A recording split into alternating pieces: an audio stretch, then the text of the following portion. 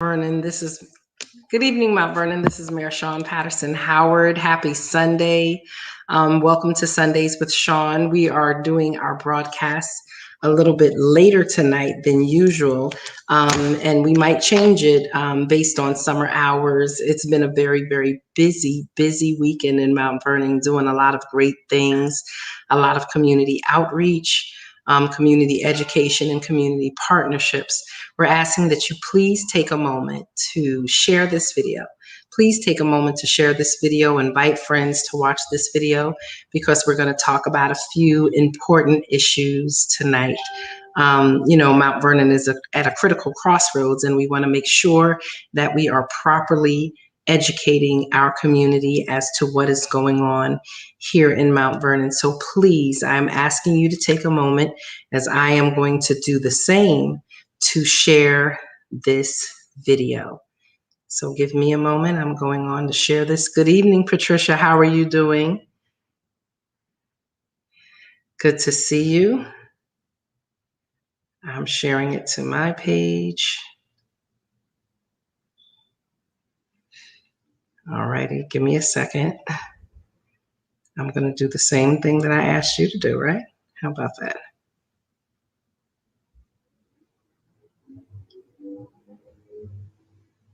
Okay.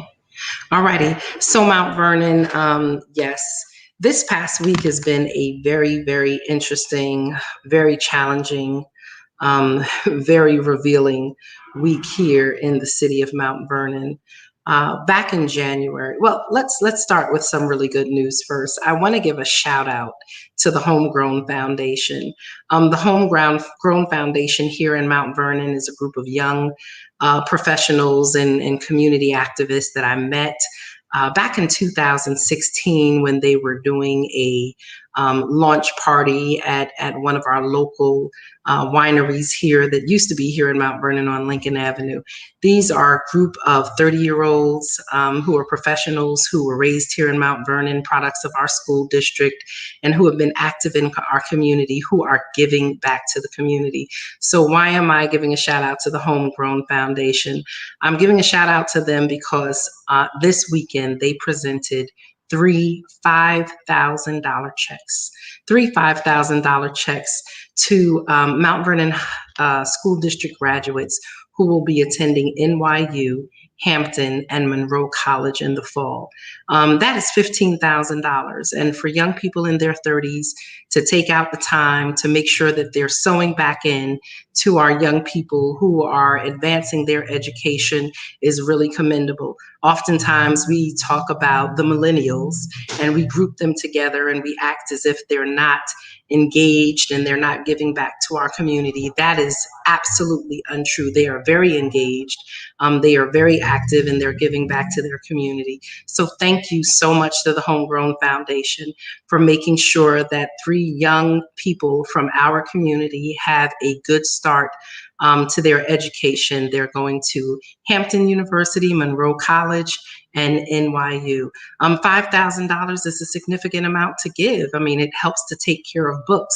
It might assist with tuition and dorms or transportation or things that they might need. Education is very, very expensive, and any type of money we give goes a long way. And since we're talking about scholarships for education, I also want to do a brief introduction and let you know that the Mount Vernon School District-wide PTA is having their Edith Kaplan scholarship fundraiser on this Thursday, the June 10th at Mount Vernon High School. They're doing a picnic. They're doing a picnic this year, which is very different. They have 35 applicants who they really want to be able to give $1,000 to a piece. So I am writing a check for $1,000 to help cover the cost of one of those full scholarships. I ask other people to do the same.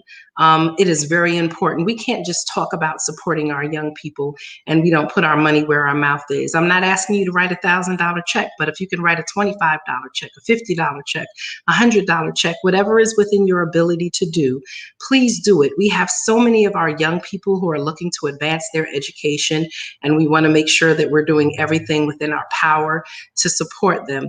I want to give a shout out to the Mount Vernon Elite AAU basketball team. They just did a fundraiser today at Big Billy's, and we are writing $1,000 check to them. They will be representing Mount Vernon this weekend coming in Ohio in a basketball tournament. So please, our Mount Vernon Elite is a local AAU basketball team. This is not just about basketball. Basketball is a vehicle to help many of our young people, both young women and young men, get to college. And we have to find a way to support them in positive activities. We talk about how our young people are on the streets, but if we support them financially, through our volunteer efforts and our advocacy, we can help our young people find productive things to do. So shout out to the Mount Vernon Elite. Shout out to our Mount Vernon Razorbacks, who are doing an incredible job. I know this weekend they were preparing for kind of like the pre-championship games and qualifying for the championships. So I want to give out a shout out to Coach Mack and Coach Sparks and Coach Dindy and their whole team. Some of those same names you'll hear as being coaches of our Mount Vernon High School football team. But that's important because our Razorbacks and our Mount Vernon Jets or our Mount Vernon United are definitely feeder programs to help out. I want to give a shout out to Dwayne Murray and our Mount Vernon Junior Knights. So their season is starting for the summer. We know that Coach Semino is doing his basketball camp for our young people. We know that the PDC Foundation, Pritchett, Doggett, and Clark, they'll be doing their activities around basketball. Shout out to some of our coaches from across Mount Vernon. They're coming together to put together a really great basketball tournament. I am meeting tomorrow with all of our baseball coaches for RBI. So I want to give a shout out to Dwayne Brown, to Coach Basse, to Coach Pope, to Coach Ernie Richardson, and the different coaches, because we'll be coming together. So we're asking that everyone please support these different activities that are happening, as well as YCOP is doing their Men Who Cook next Saturday, and our Mount Vernon Boys and Girls Club, they are doing their golf outing. They're doing their golf outing. So when we talk about supporting our youth, we're asking that you take out a moment and do that in any way that you can, whether it's time, talent, or treasure. Please do that. So this week has been a very, very interesting week here in Mount Vernon. Back in January, and I had already spoke about the fact that I had gone to the city council formally and asked them to enact a financial control board or a financial advisory board, but to really sit down and start having conversations and going into negotiations with our state legislature as well as our state comptroller about how really to bring Mount Vernon's finances into control and how we can make a difference here in the city of Mount Vernon, in making sure that we as a community don't go bankrupt. We've been hearing, and I've been speaking about since I've been in office, and there were mayors before me who were speaking about bills not getting paid. And it has just reached an all-time crippling moment here in Mount Vernon. We've spoken about streets not being paved, sewers backing up into people's homes, which are causing their family members to get sick. Raw sewage being in your home is not something, or your business, or in firehouses or city buildings, something that you want to experience. Not being able to pave streets, not having traffic lights and traffic signals that work, not having street signals that work, not being able to pick up garbage, and not being able to clean our streets because most of our street sweepers are down and we don't have the ability to purchase more. Having challenges in our police department because we don't have the proper equipment, not having patrol vehicles so that we can respond to calls, losing so many police over the last year and a half. Mount Vernon has always experienced badge drain, but it continues to escalate. because our police officers have not been paid. Our unions, whether it's police or fire or CSEA or our Teamsters union, have been without a contract since 2017. And it makes it very difficult when you do not have equipment, when you are not paying your vendors, to provide the basic services that the residents of Mount Vernon are really spending their tax money and expecting us to be able to deliver these services. And I have no problem with your frustration. As a resident of Mount Vernon, I too am frustrated. As the mayor of Mount Vernon, I am frustrated because we want to do everything within our power to deliver services.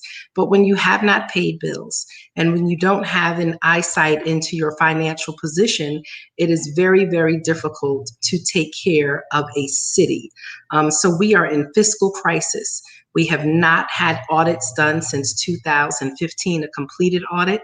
We have not handed in our financial reports to the state comptroller's office 2017, 18, 19, and 20. So at least for the past 4 years.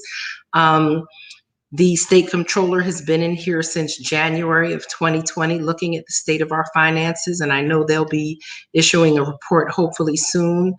There are a lot of concerns about the state of Mount Vernon's finances, but most importantly, when I look at the fact that the last time we paid our medical insurance was September of 2020. We wrote a check in April of 2021, but it was to pay September of 2020's medical insurance.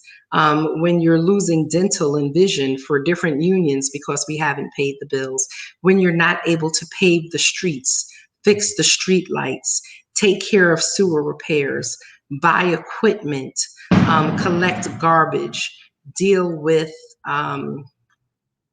lights being out in dark neighborhoods, and providing dealing with zombie homes in neighborhoods.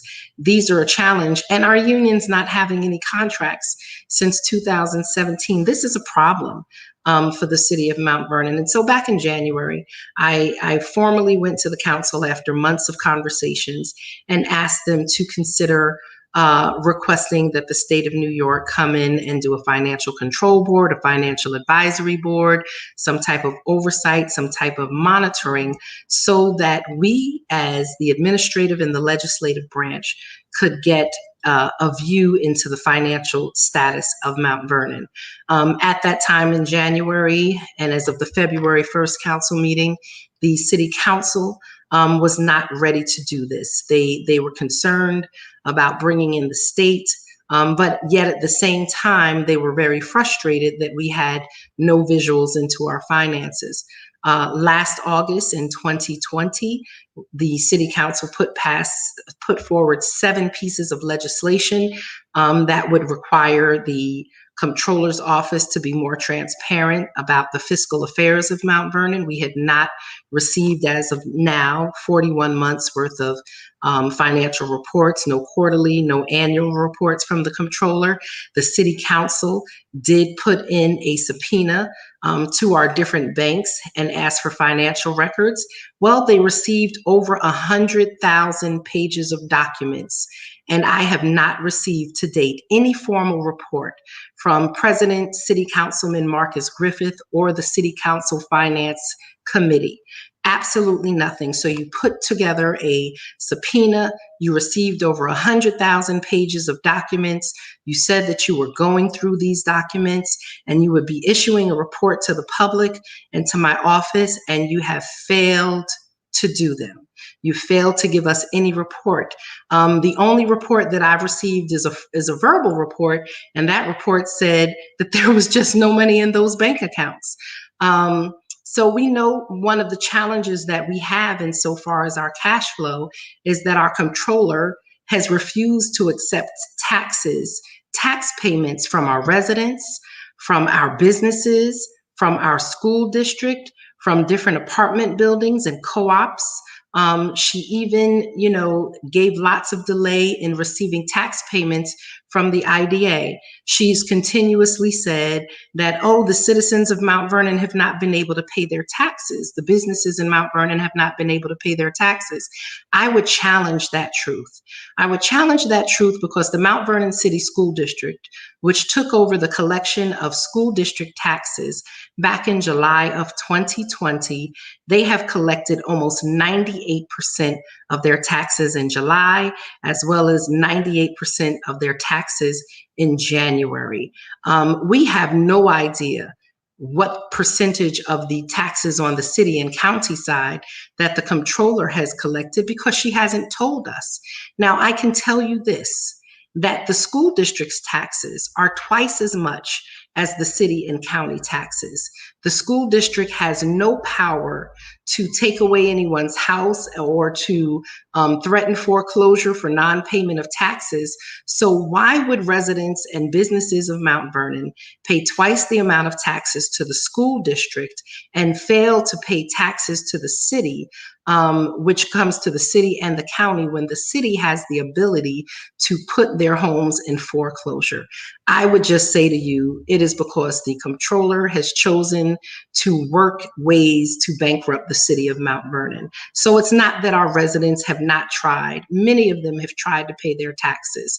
They've sent them in through registered mail. They've sent them in through Federal Express. And I can tell you, I look at the comptroller's mailbox every day, and she leaves piles and piles of mail in her box.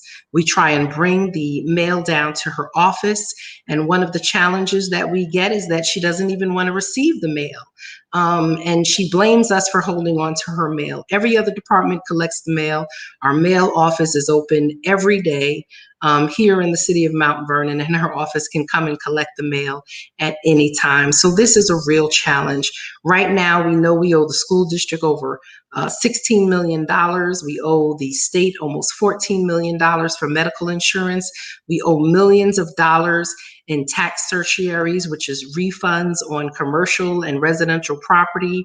We owe millions of dollars in lawsuit settlements that we have to pay for lawsuits that we've either lost or got judgments against, or that we have to settle.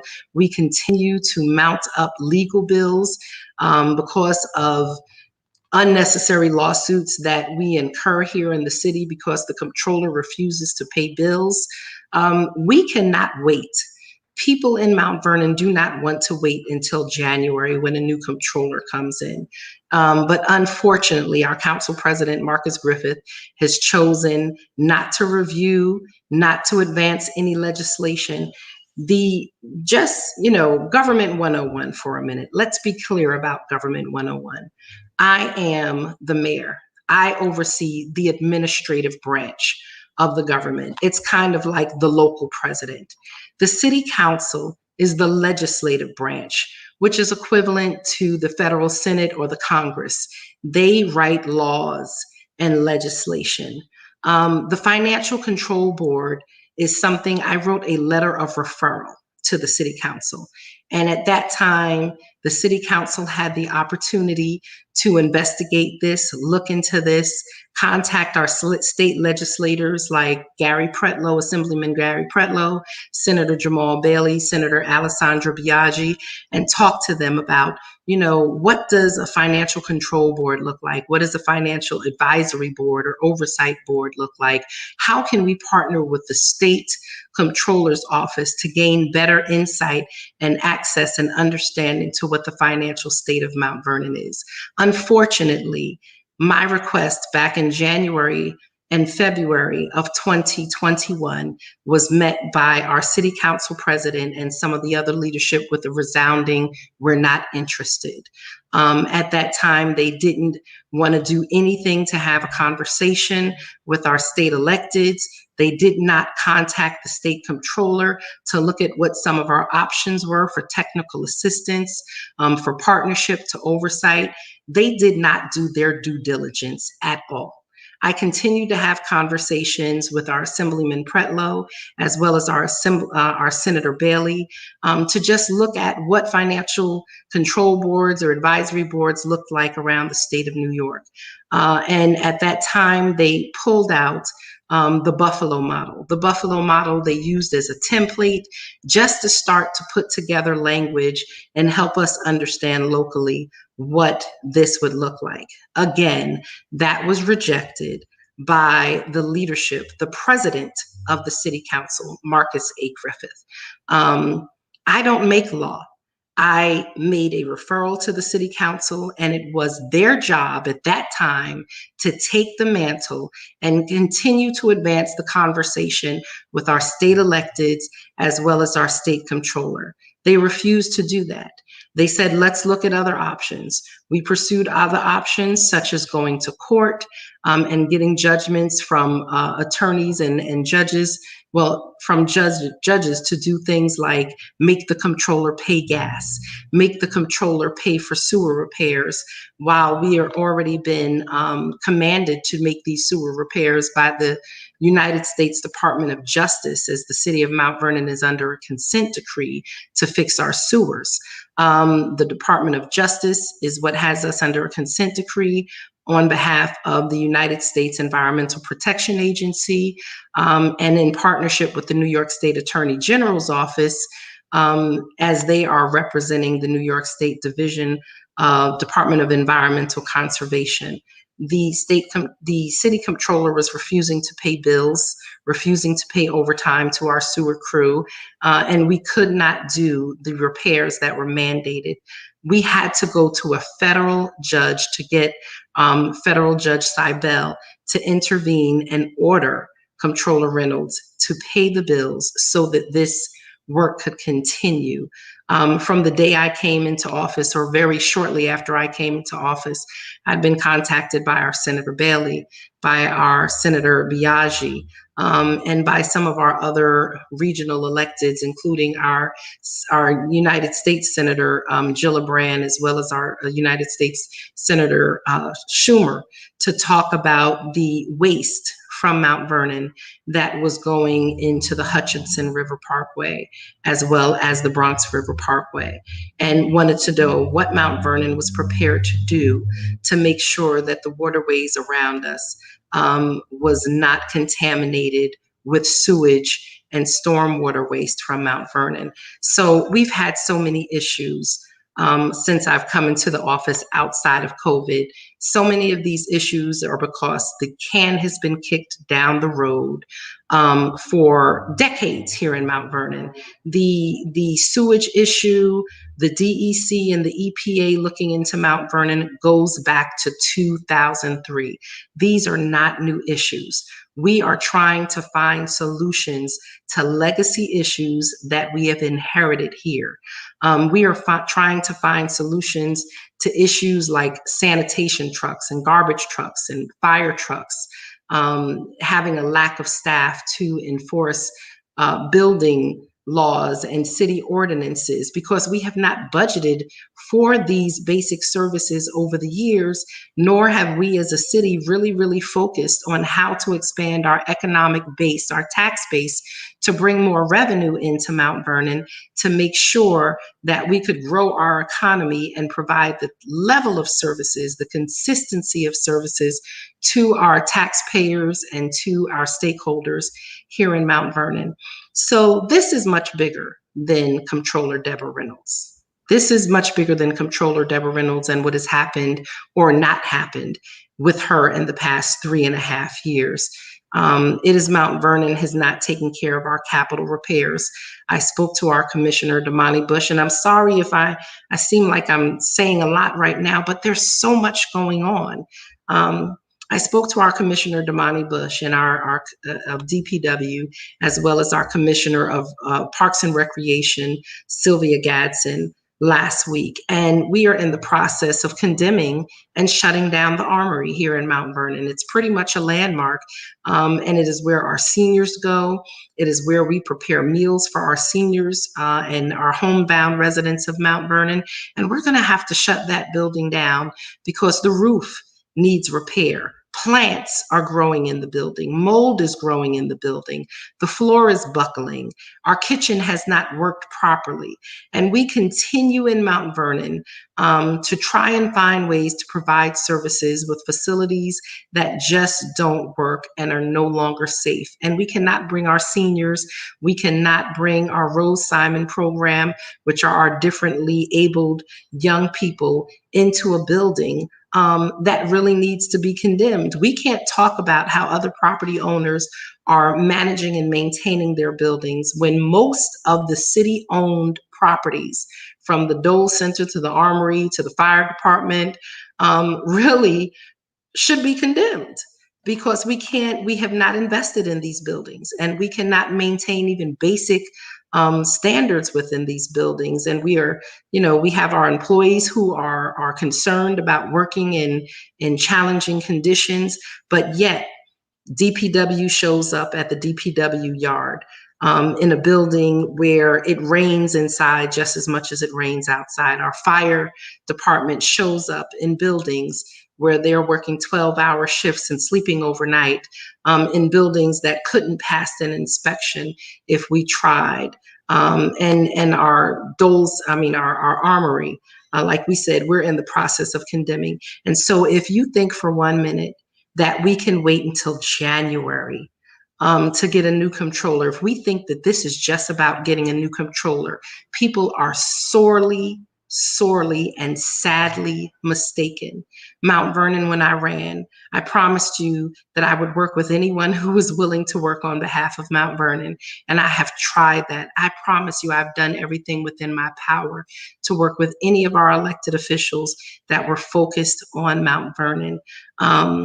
But one of the things that I've unfortunately found is that when people run for certain offices, they run for those offices as an entry-level position. And they're not necessarily always interested in that office. They're interested in the next office, whether it's the mayor or the county legislator or county clerk or governor or congressperson. They're just looking at some of their positions as entry-level positions and looking to climb the political ladder. And while I'm not mad at that, one of the problems that it has caused us not to be able to work together to do what we need to do for the residents of Mount Vernon who've elected us. If you're more concerned about moving from council to mayor, then that means you're going to do what you need to do not to work with the mayor so that you can get this position. And in the end, that only hurts the residents of Mount Vernon. If you're more focused on becoming another position instead of doing what you need to do for the residents of Mount Vernon, it only hurts us. I have to address one more thing, is this. Councilman Marcus A. Griffith, who is the president of the city council, had the opportunity as the head of our legislative body to review any potential legislation or template of legislation, to reach out to our elected officials since January of this year when I proposed it, to reach out to our state controller since January of this year when I proposed the financial controller and advisory board, and he failed to do it. He's placing the blame for not passing legislation at my feet. This absolutely makes no sense. If you are the legislative body and you are responsible for writing legislation, then you should be taking the lead. You should be taking the lead in contacting the state controller and contacting our state legislative body to work out and to craft and to mold legislation that would help Mount Vernon get a handle on its finances. The administrative branch, which is the branch that I oversee, and the different departments that I oversee, we are responsible for carrying out the laws of Mount Vernon. But the lawmakers that put the laws in place are the legislative body. And so it is not the mayor's office that is responsible for creating legislation and developing legislation. It is the city council. And unfortunately, in this case, they have failed to do it and failed to do it miserably. Not only has Council President Griffith failed to produce legislation or work with our state legislators and reach out to our state comptroller, he then turned around and misrepresented everything that we've been working on and sent an email to the school district and to the library board stating to them, which is absolutely untrue, that anything that we do with the state of New York around a financial control board would take over the finances of the school district and the library. That is not true. So let me just take a moment to say to you, government 101, because people who say they've been in government for so many years, for them not to understand that the city of Mount Vernon and the city of Mount Vernon School District, or the Mount Vernon Central School District, are two separate governmental entities. We have separate budgets. Our council and our board of estimate vote on the Mount Vernon budget. The city residents vote on the school budget every year. The city residents also elect school board trustees. The school board trustees hire and select a superintendent. We are separate governments. Yes, in the template that was provided, there was discussion. This template was based on Buffalo, New York's financial control board or financial stability board. In New York, there are over 700 school districts, over 700 school districts. And then you have what they call the Big Five. The Big Five is New York City, Yonkers, Buffalo, Rochester, and Syracuse. I'm going to repeat the Big Five to you again, and please Google the Big Five. It is New York City, Yonkers, Rochester, Buffalo, and Syracuse. What makes the Big Five different than the other 700 plus school districts in the state of New York, which also include Mount Vernon? What makes them different is that New York City, Yonkers, Rochester, Buffalo, and Syracuse, they as a city entity control the school districts. That means that there is one budget and they separate the budgets for the school district, but that budget is created by the local government. The superintendent of those school districts are appointed by the mayor of those cities. The board of trustees for New York City, Yonkers, Buffalo, Rochester, and Syracuse are again appointed by the mayor. That is not what happens in the city of Mount Vernon. Those are what happens in the Big Five. That's what happens in the Big Five.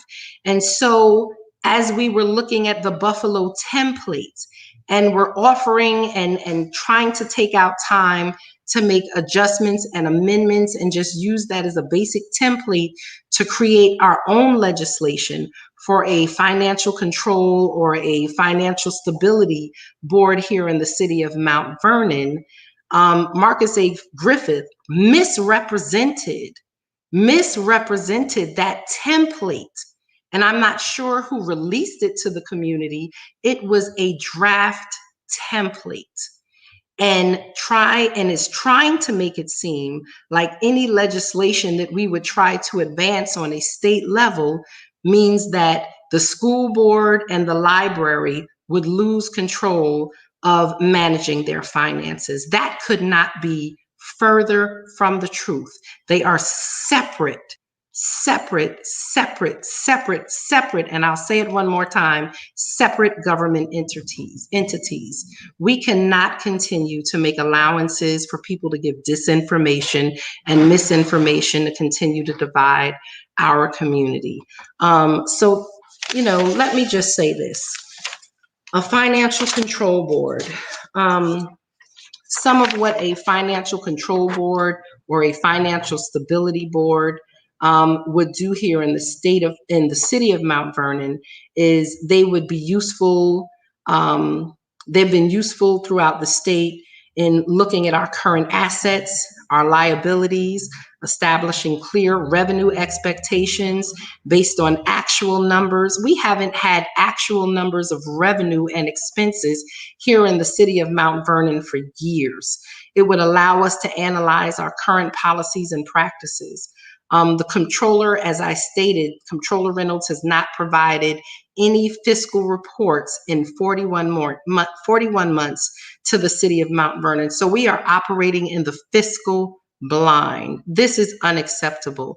We don't know if we are on the verge of bankruptcy next week or not. I am signing checks for bills going back to 2018, 2019, 2020. And so the bills from 2021, we're really not even addressing right now. We're paying old bills. I promise you, we cannot wait until January. We cannot wait until January to fill potholes. We cannot wait until January to fix traffic lights for which there could be potential accidents. We cannot wait until January to continue to advance the work on our sewers and stop having sewage and toxic gas and fumes backing up into people's homes, making our children sick, making our seniors sick. We cannot continue to have a bypass pump on the corner of 7th Avenue and 3rd Street. And if that bypass pump was not there to help our sewers, thousands of residents would not be able to flush their toilets. Mount Vernon is not a third world country. One of our council member, I believe it was Marcus Griffith, said, we don't need an overseer. We're competent people. It's not about having an overseer. We're not talking about slavery. Let's not even inject that into this. We're talking about we in this community, that our residents deserve better services. And it's not about giving up control to the state. It's about bringing in the support and the technical assistance that we need to bring our finances into control and into alignment. We're supposed to be an independent and a sovereign city. And we're just not that right now. We are so dependent and so reliant on Yonkers, on the county, on New York City, just to help us to be able to provide basic services. Mount Vernon, you have seen Yonkers sanitation trucks here. You have seen New York City fire trucks here because we've had to borrow them. The bypass pump that we have on 7th and 3rd comes to us through the county. If you haven't seen for the past few weeks, you will see over the next few weeks police cars coming in from the county because we've lost so many police officers because we're just not paying them what the surrounding communities are paying them. And also, we don't even have police cars to be able to answer calls. We're considering right now not being able to have special events throughout the summer because we just don't have the manpower in our police department and the equipment to be able to cover festivals in the community and to be able to respond to calls. This is not an independent community.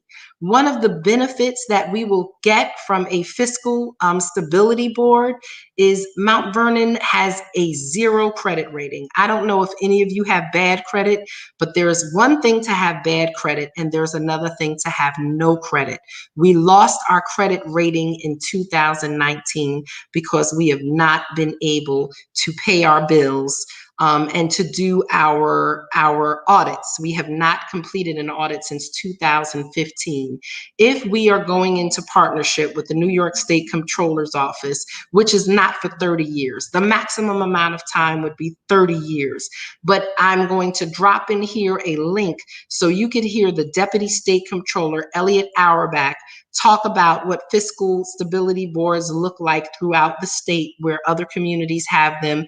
And he talks about they're there for an average of 3 to 5 years. We need to do our 2016, 17, 18, 19, and 20 audits. Each of those audits are going to take a minimum of 6 months to complete. We haven't even closed the books for the city of Mount Vernon in 2017, 18, 19, and 20. And so if you're looking at 4 years of audits, you're saying that we're going to need at least 2 to 2.5 years. That's through the end of my term to even be able to close our books as a city and to do our audits. And until we do that, we're not going to be able to get our bond rating back. If we don't have a bond rating, we're not going to be able to meet the payments for our lawsuits, for our tax certiorari refunds, for our medical expenses, to buy equipment that we need to operate the police department, the fire department, the Department of Public Works, which picks up your garbage, to be able to repair our street lights, to be able to deal with our sewer issues. Working and partnering with the state of New York, we will be able to utilize their bond rating to borrow money. We'll be able to utilize their bond rating. We have to do something. And again, I want to make it very clear that the city of Mount Vernon and the city and the Mount Vernon Central School District are separate entities, and we do not control their finances. And so us having a fiscal stability board does not impede or interfere with the Mount Vernon School District's finances, nor the Mount Vernon Public Library. The Mount Vernon president, Marcus Griffith, in his email, he sent an email again to the Board of Education and to the library board stating that he was not going to call an emergency meeting this weekend so that the council, who is the legislators, would sit down, go through and devise and craft local legislation in partnership with our state assembly and our state senate to request assistance from the state comptroller in bringing our finances together. What leader decides that their personal interests and their personal desires is beyond what is best for the city of Mount Vernon? You can't say that you want to see her gone and you want to see her removed and you don't trust her to manage money, but then say we can wait 7 months. It's not 6 months. It is the 6th month of the year, but we're in the beginning of the month. June, July, August, September, October, November, December. That's 7 months. We need to bring the state in to take care of this business right now. And we need to get control of our finances and our fiscal conditions so that we can move forward. What those 100,000 pages of bank records showed is that we don't have money in the bank. And if we don't have money in the bank, we can't pay our bills. If we can't pay our bills, we can't purchase equipment, we can't purchase supplies to deliver the basic services that the community needs. And so, unfortunately, right now, I'm afraid that it's a moot point with the whole fiscal stability board because Assemblyman Pretlow and Senator Bailey said that they would need Mount Vernon's rule legislation on their desks by Monday morning, which is just a few more hours, within like another 10 hours, so that they could move this forward. The Senate and the Assembly go into recess as of June 10th. And so Mount Vernon, we're going to be stuck. I will continue to have conversation with the state comptroller's office. I will continue to have conversation with our county executive, Latimer and Ken Jenkins, who have been an incredible help here to the city of Mount Vernon. But I can't promise you anything. I can say to you that I fought for you. I can say to you that I was willing to give up some of my authority to make the best decision and to get the resources and the partnership that we needed to be able to provide you services. Unfortunately, not everyone was willing to do the same. I want to say thank you so much to our Councilman Derek Thompson, because our Councilman Derek Thompson stepped up and said, look, I've read the legislation several times and I am willing to do whatever I need to do to help advance this, to help amend it and make sure that it is the best deal that we can get for the city of Mount Vernon. It's better to negotiate help on the front end rather than have someone come in and impose rules on you later on. And so we've tried to negotiate this on the front end. Unfortunately, we didn't have partners. I want to take some questions. So if you guys can put up some of the questions, I'd appreciate it.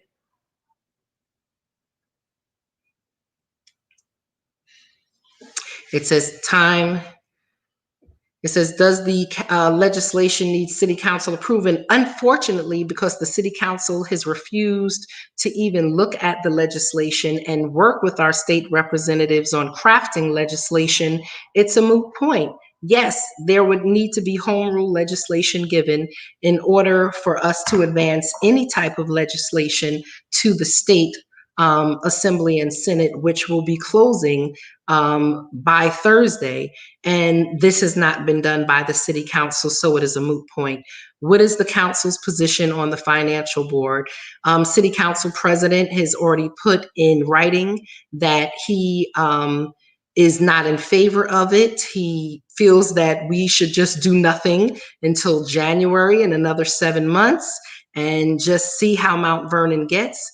But the council is not responsible for delivering services. They're responsible for making laws and legislation. The administration is responsible for delivering services, and we can't deliver services without equipment, without staff, and with nothing to work with.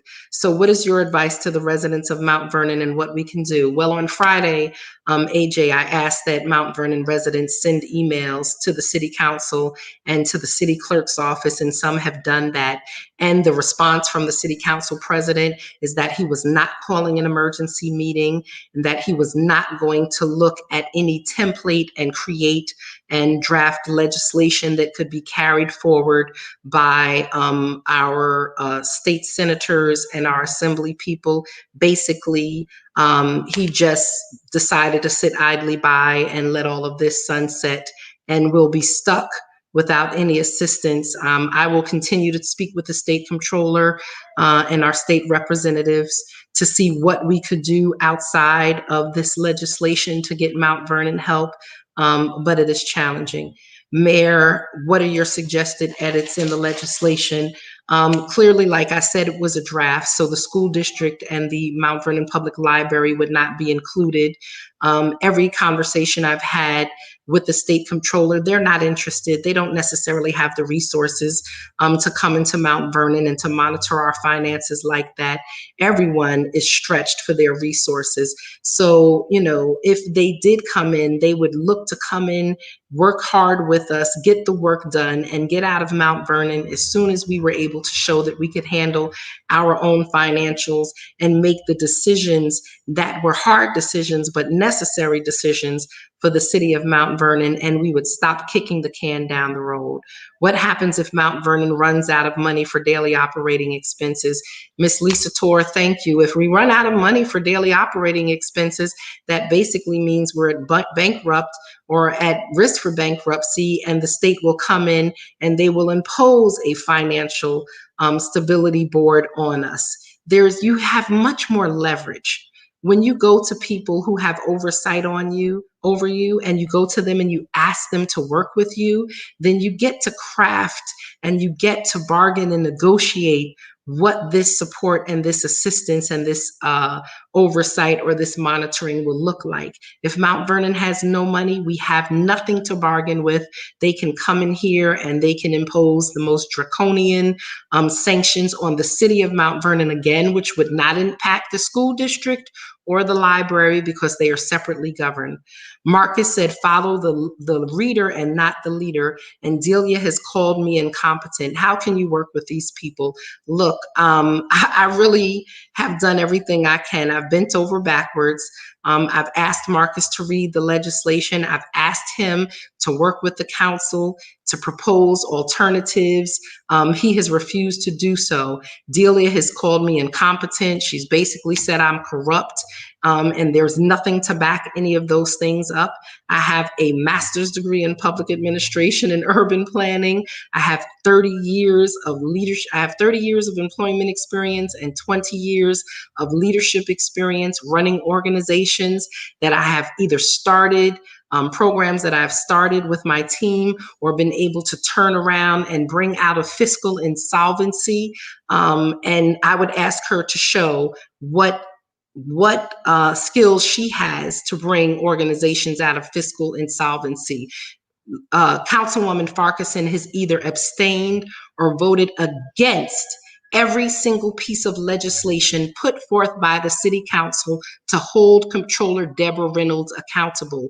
Councilwoman Farquharson has rejected every opportunity except for one meeting that I've asked her with. She's basically said she doesn't have to work with me. She doesn't have to meet with me. I'm not her boss. And no, I'm not her boss. So it is very hard to work with people who refuse to work with you. I'm not looking for anyone to be a rubber stamp, but I am looking for people to come and sit at the table and to have hard conversations and make the decisions that we need to make on behalf of the city of Mount Vernon and our residents. You can't talk about economic justice. You can't talk about social justice. You can't talk about what is not happening for Black and brown people and people on the South Side when at every opportunity and every point where you've had an opportunity to make a difference for them, you've either abstained on voting for legislation or you voted no and called it politically.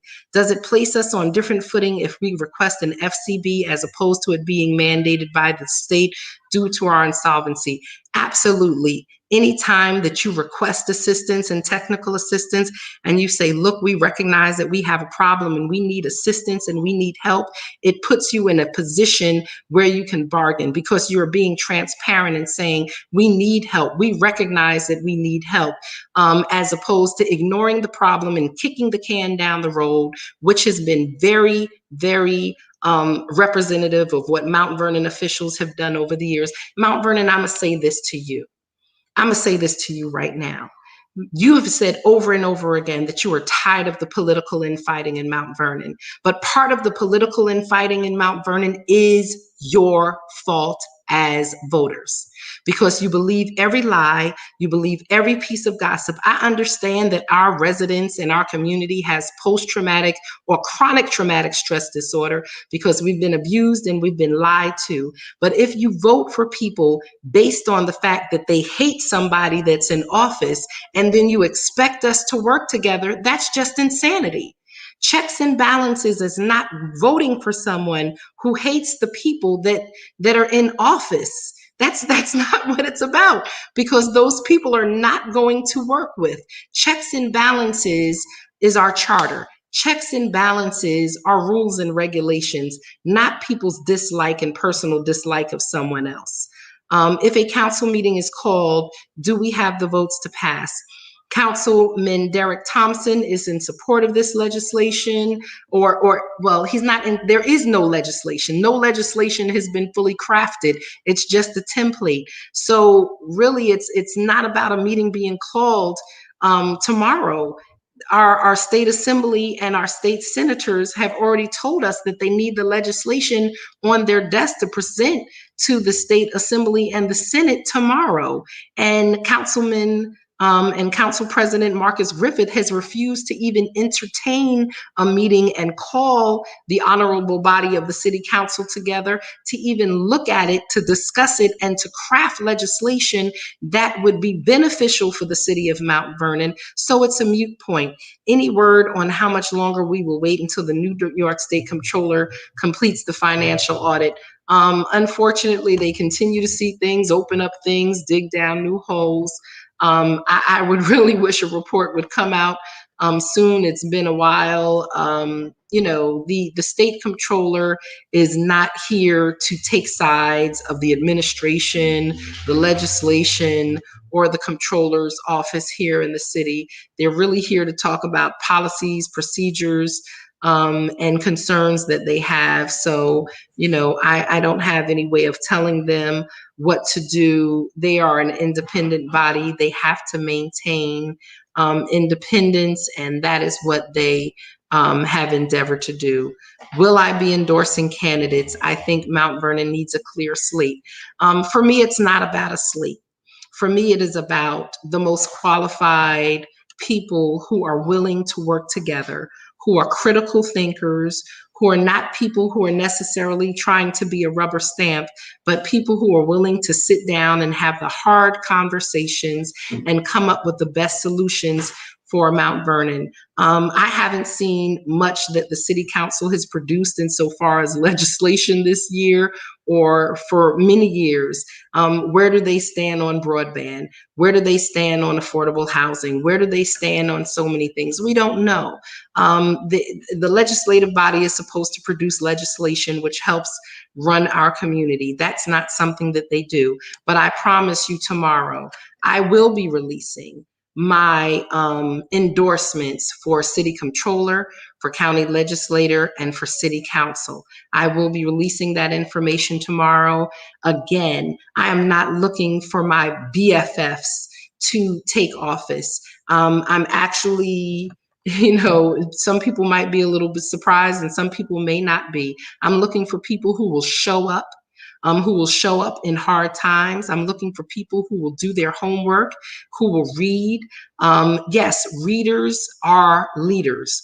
And when you read things and you have great reading comprehension and you're willing to edit it and you're willing to create legislation, I'm looking for people who are willing to create legislation that will help move Mount Vernon forward. I'm looking for someone in the comptroller's office who is competent, who is professional, and who is accountable. I'm looking for someone in a county legislator's position who will work with our county board to continuously bring resources back to Mount Vernon, and who will also help craft legislation on a county level that will help advance Mount Vernon's legislative agenda also. This is not about friendship.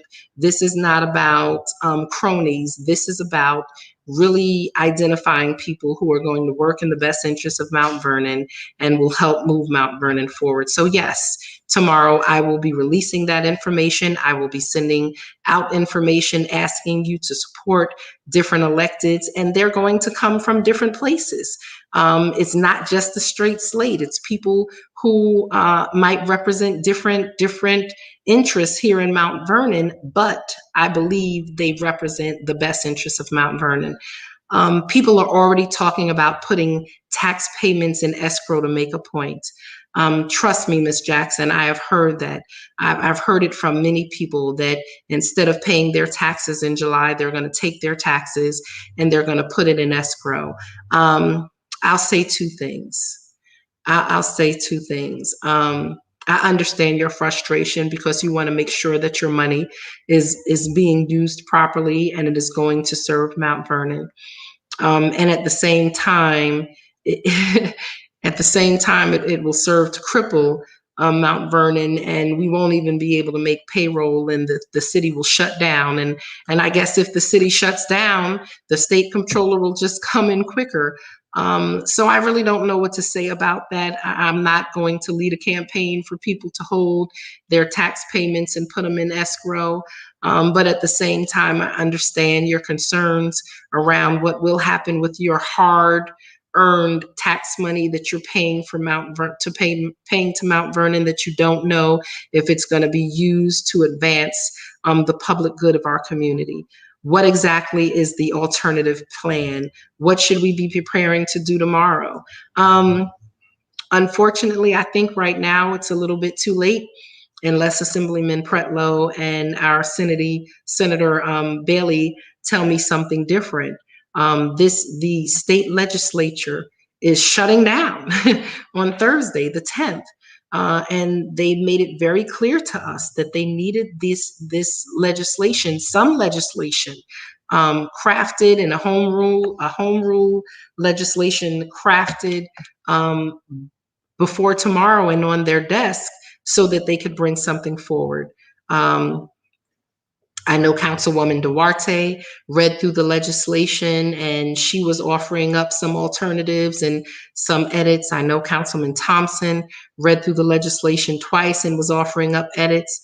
I read through the legislation as well as my team, and we've continued to talk to our electeds, our state electeds, and our state comptroller about edits, but I think the time has unfortunately come and gone. This is a conversation that has been going on since last July.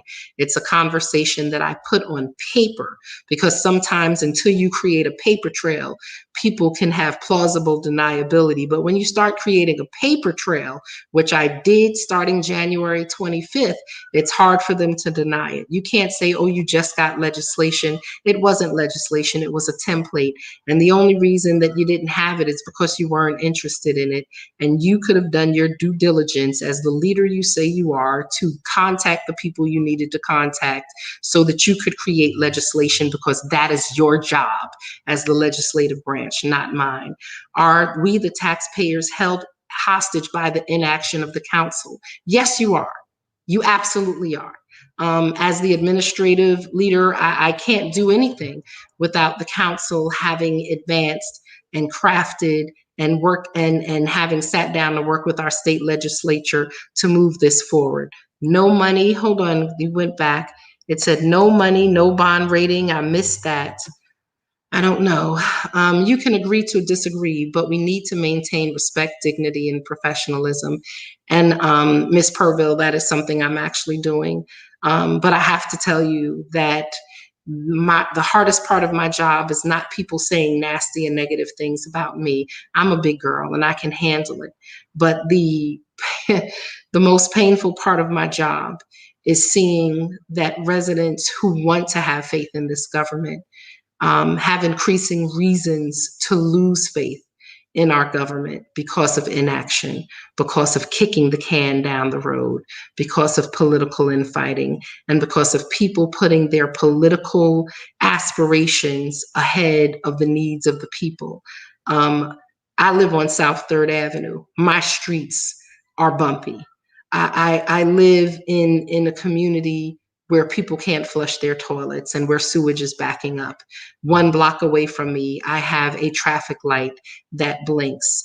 I drive the same streets like you. People have said they're not streets, they're rumble strips. And that's what they feel like. We can't wait until January.